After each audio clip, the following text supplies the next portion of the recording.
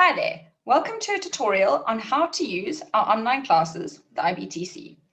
Once you've logged in, you will get to this page which says welcome and your name, where you can see a timeline in the dashboard. All the subjects you registered for will be listed under My Learning on your right-hand side, and it will show you the progress that you've made on each subject so far. To the left is your timeline that shows if you've got any activities or assignments coming up.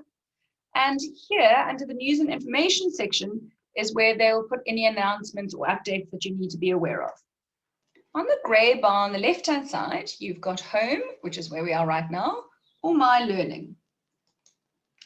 My Learning will show you all your current courses and your learning resources. If you've got one subject, it shows one tile, and if you've got 2 or 3 subjects, it might show 2 or 3 tiles.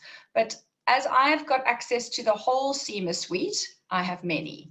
Today, I'm going to take you through the CIMA Management Level Case Study course. So let's take a dive in and see what it looks like.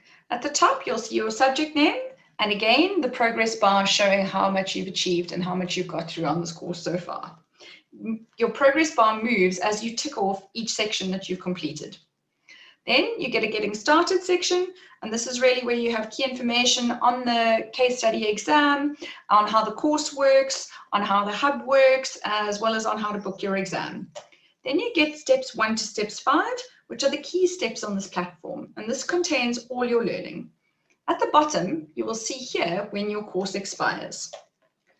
So in Getting Started, we see some videos on what you can expect, as well as information about downloading the BPP mobile app. With the app on your smartphone, you can actually download the lectures and watch them offline. Going back to your dashboard, let's start with step 1. So here, you'll find your assessment that you need to do for step 1, and you'll see your pass mark once you've submitted it and it's been marked. Under your step 1 assessment, you'll see here you have an introduction, task practice, transition arrangements, and exemptions. The introduction is a short brief about what the case study exam will be about, how to use the core activities, and the whole workbook. We've also supplied the workbook to you in hard copy format so that you can study from a real book. Then we get into the practice tasks. And here there'll be an abridged Prescene analysis and a short video on introducing the abridged Prescene. Let's have a quick squiz. So to tackle the practice tasks in this workbook, we need to know who we work for. So here on screen now we have an abridged analysis of CIMA's sample Prescene. We're going to go through this. It's a condensed version of what CIMA has issued to go with their sample case study assessments. As we go through it, we'll pull out some key points together, but remember, go back through it yourself and read it in full on your own, and that will help you when you come to undertake the practice tasks. Okay, then you get your sample assessment, which we'll go on to a little bit later. Below this, you see your transition arrangements. So for those of you who maybe did one of your pillar subjects on the 2015 syllabus, you then would have missed out on key content that's now in the new 2019 syllabus. And you can access that content here to make sure that you've covered all the gaps in terms of your content knowledge. So you can have a look here, the additional learning listed by chapter. So all the information you need to be aware of before attempting your case study exam. In the exemption section, here you'll find the course material and all the video lectures for the content for the 3 pillar subjects in case you need to refresh your knowledge on something. So let's go back to the sample assessment. You've got various tasks to do under the sample assessment section. So you'll always have a little video showing how to set up your task and how to debrief your task.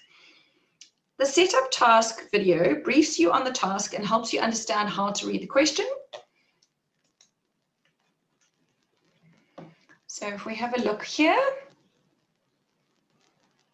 Task 1 from Sample Assessment 1 is a 45-minute task. Now in the exam you have 1.8 minutes to tackle each task because we have a 3-hour exam, 180 minutes, and there are 100 marks allocated to the exam. So 1.8 minutes per mark will equate this into a 25-mark task. And that's a really important point to start thinking about at the beginning, because what we need to do when we look at each of the requirements is think about how many points will we need to generate to make sure that we cover the majority of the marks. Now, you will always be given... So that's how to set up your task. Then you have a debrief task, and this really debriefs you on the task and helps you evaluate your own answer to see where you went wrong.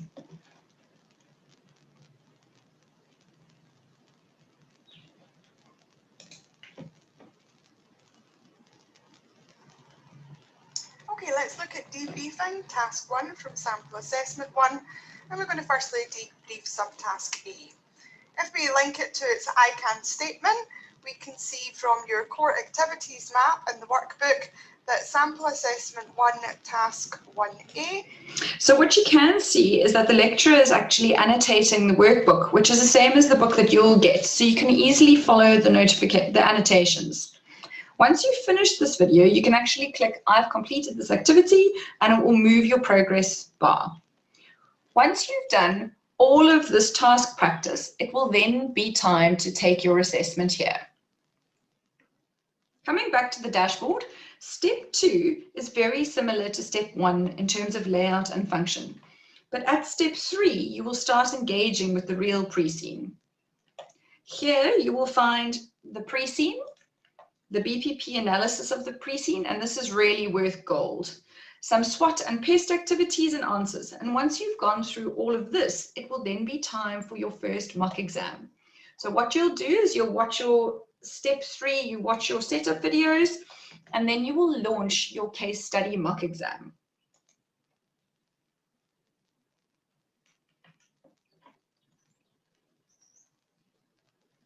What's key to see here is that the format and functionality is very similar to what you will see in the real exam.